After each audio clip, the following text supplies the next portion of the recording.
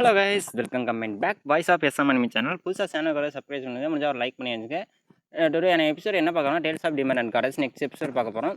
இதோட பிளேலிஸ்ட்டை போய் பார்த்துட்டு வாங்க, அப்போ தான் நம்ம போகிற கண்டென்ட் உங்களுக்கு புரியும். வாங்குற போது நம்ம அவ்வளோன்னு பேச தவிர டுடே எபிசோடுக்குள்ளே நம்ம டேரெக்டாக பார்ப்போம். போன எபிசோடு என்ன முடிச்சிடுமா, ஏலம் நடக்கிற இடத்தோட நம்ம போன எபிசோடு முடிச்சிடுமா. இப்போ அந்த எபிசோட் வந்து ஸ்டார்டிங் ஆகுது.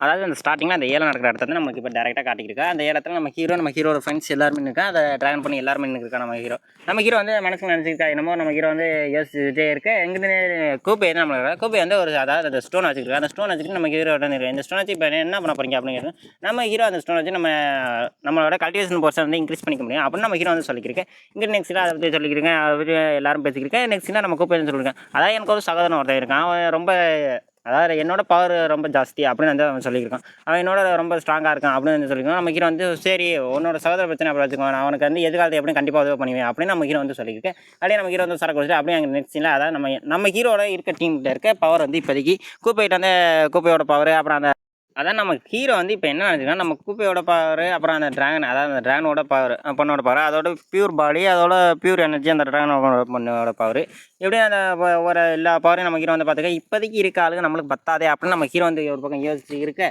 நெக்ஸ்ட்டில் அப்படியே இந்த பொண்ணு தான் இருக்கா. அதாவது கடைசி இலை ஒன்று சொல்ல போகிறோம் அப்படின்னு என்ன கடைசி இலமா அப்படின்னு சொல்லி நம்ம ஹீரோ எல்லாரும் ராஜ்யத்தில் இருக்க. அதாவது இந்த பொருளோட மதிப்பு என்னன்னு எங்களுக்கு தெரியாது. இந்த பொருள் என்ன மாதிரி இருக்க பொருளும் எங்களுக்கும் தெரியல. இதோட பொருளை பற்றி உங்களுக்கு தெரிஞ்சிருந்துச்சா பார்த்துங்க அப்படின்னு சொல்லியிருக்கும்போது என்ன மாதிரி பொருளை அப்படி விற்றுக்கிருக்கா அப்படின்னு நம்ம ஹீரோ டீமு எல்லாரும் பார்த்துருக்கா. அதாவது ஒரு ஸ்க்ரோல் இது பழங்காலத்து ஒரு ஸ்க்ரோல். இந்த ஸ்க்ரோலை பற்றி எங்களுக்கு எதுவும் தெரியலை.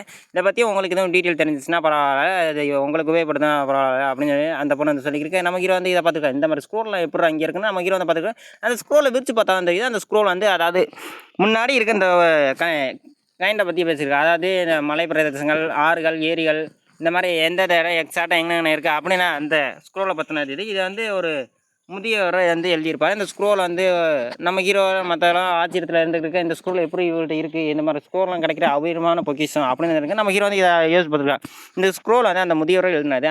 இந்த ஸ்க்ரோலில் இருக்க எழுத்துக்களை வந்து நம்மளால் படிக்க முடியாது. ஆனால் இதில் இருக்க ஓவியங்களை வச்சு நம்ம ஓரளவு தெரிஞ்சுக்க முடியும் அப்படின்னு நம்ம ஹீரோ வந்து நினச்சிக்கிருக்கேன்.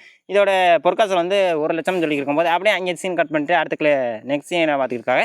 இதோட பொற்காசம் வந்து 1,00,000 சொல்லியிருக்கும் போது 1,00,000 அப்படின்னு சொல்லி எல்லாரும் இருக்க.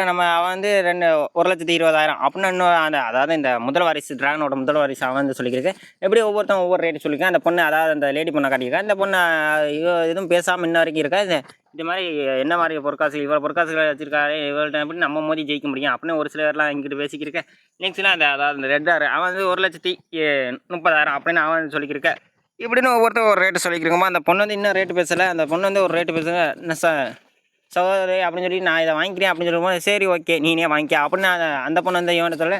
இவன் வந்து சரி 1,60,000 சொல்லி ரேட்டை முடிச்சுக்கிறான். இந்த ரேட்டை முடிச்சோன்னா நம்ம ஹீரோ வந்து இதை எப்படியா நம்ம வாங்கணுமே அப்படின்னு சொல்லி நம்ம ஹீரோ வந்து கூப்பிட்டு உங்களால் இதை வாங்க முடியுமா அப்படின்னு நம்ம கூப்பிட்டு வந்து நம்ம ஹீரோ வந்து கேட்டுக்கிறேன். இங்கிட்ட வரணும் இன்னும் கடைசியில் அவருக்கு போதா அப்படின்னு ஒரு சிலர் ஆச்சரியத்தில் இருக்கும்போது அந்த ஸ்க்ரோலை வந்து திரும்பி காட்டியிருக்கா. இந்த ஸ்க்ரோலோட படிவங்கள் இதோட படிவங்களை பார்த்துக்கிட்டு நம்ம ஹீரோ ஆச்சரியத்தில் இருக்கா. சரி இதை நம்ம வாங்கன்னு சொல்லி நம்ம கூப்பிட்டு வந்து போயிருக்க. சகோதரர் எனக்கு அந்த உங்களுக்கு அதை உபயோகப்படாது, எனக்கு உபயோகப்படும், அதனால் எனக்கு நீங்கள் அதை தர முடியுமா அப்படின்னு சொல்லி நம்ம கூப்பிட்டு வந்து அந்த ரெட் ஆர்ட் வந்து கேட்டுக்கிருக்கேன். சரி ரெட் ஆர்ட் அப்படி இருக்கும். சரி என் சகோதரர் அதை எடுத்துக்கிட்டான் அப்படின்னு சொல்லி நம்ம சகோதரர் சரி அவனே எடுத்துக்கிட்டோம், எனக்கு இது தேவைப்படாது, இதை வச்சு நான் எதுவும் உபயோகப்படுத்த போகிறதில்ல அப்படின்னு நான் வந்து சொல்லிக்கிறேன்.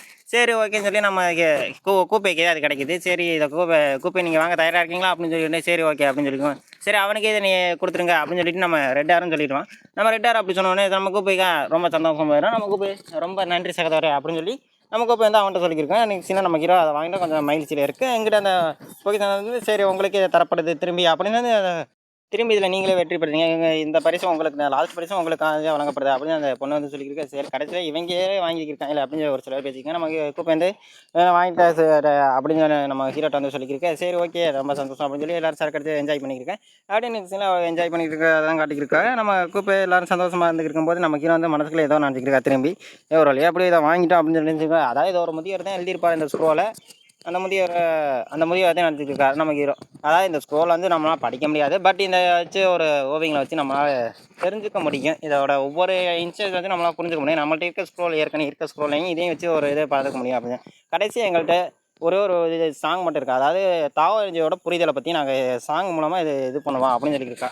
என்னது சாங் மூலமாக இது என்ன தாவரஞ்சி அப்படின்னு சொல்லிட்டு எல்லோரும் கொஞ்சம் ஆச்சரியத்தில் இருக்கேன். நான் அந்த பொண்ணு வந்து அந்த மியூசிக் மாதிரி எடுத்துக்கிறது அதை வச்சு வாசிச்சுருக்கேன். அந்த பொண்ணு அங்கிட்ட அதை வாசிச்சுட்டு இருக்கும்போது அதாவது அந்த மலைப்பிரதேசங்கள் அப்புறம் குன்றுகள் இதெல்லாம் ஏரியாலாம் இதெல்லாம் நிறையா இருக்குது. அந்த பொண்ணு அது அந்த பொண்ணு வாசிக்கிற பார்த்து ஒரு சில பேர் மெய் மறந்துருப்பாங்க. அதாவது அழகான நீர்வீழ்ச்சி இது எல்லாத்தையும் நம்மளுக்கு க்ளோஸ்அப்பில் நம்மளுக்கு காட்டிக்கிருப்பாங்க. இந்த நீர்வீழ்ச்சியை பார்த்துட்டு நம்ம ஹீரோ கொஞ்சம் நம்ம ஹீரோ அது மற்றவங்க எல்லாருமே கொஞ்சம் ஓரளவு இனிமையாக இருக்கும். அதை பார்த்துக்கிட்டு இருக்கேன்.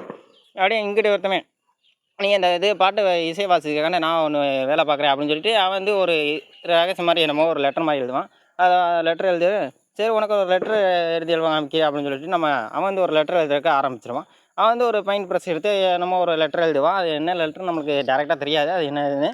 என்னமோ ஒன்று எழுதிக்கிருக்க இவன் இங்கிட்ட ஒரு பக்கம் எழுதிக்கிருக்கா, அங்கிட்ட ஒரு பக்கம் மியூசிக் வாசிக்கிருக்க எப்படியே கடைசியாக அதை எழுதி முடிச்சுட்டு அவன் முன்னாடி காட்டிக்கிருக்கேன். இதை பார்த்துட்டு மற்றவங்களாம் இவர் தான் எழுத்துக்கலையே வல்லவர் அப்படின்னு ஒரு சிலவர் சொல்லிக்கிருப்பாங்க. இதை ஒரு சிலவர் சொல்லிக்கிருக்கேன். நெக்ஸ்ட் சீனில் அப்படியே இங்கிட்டு அவன் வந்து பார்த்துக்கிட்டு இருக்க அங்கிட்டு நெக்ஸ்ட் சீனில் நம்ம லிங்கர் பொண்ணா அவரை பார்த்துக்கிருக்க என்ன உங்கள் அண்ணன் ரொம்ப இது பண்ணிக்கிருக்கானே அப்படின்னு சொல்லி இருக்கும்போது எங்கள் அண்ணனை வந்து அதை வச்சு என்னை கிண்டல் பண்ணுறியா அப்படின்னு நம்ம ஹீரோ வந்து கேட்டுக்கிருக்கு ஹீரோட்ட லிங்கரு என்ன வெக்கலாம் படாதப்பா எனக்கு எதுவும் பண்ண முடியாது அப்படின்னு நம்ம ஹீரோ வந்து சொல்லிக்கிருக்க இதே கொஞ்சம் வெக்கத்தில் அப்படியே தரம் குனிஞ்சு நின்றுக்கிருக்க. இதோட எபிசோடு கண்டென்ட் முடிஞ்ச அளவுக்கு நான் டப்பிங் பண்ணி போடுறேன் இனிமேல் டெய்லி. புதுசாக சேனலை சப்ஸ்கிரைப் பண்ணுங்கள், லைக் பண்ணுங்கள், முடிஞ்சால் ஒரு கமெண்ட் பண்ணுங்கள். அடுத்து நெக்ஸ்ட்டு ஒரு நல்ல எபிசோட சந்திப்பேன். அது வரைக்கும் பாய் கைஸ்.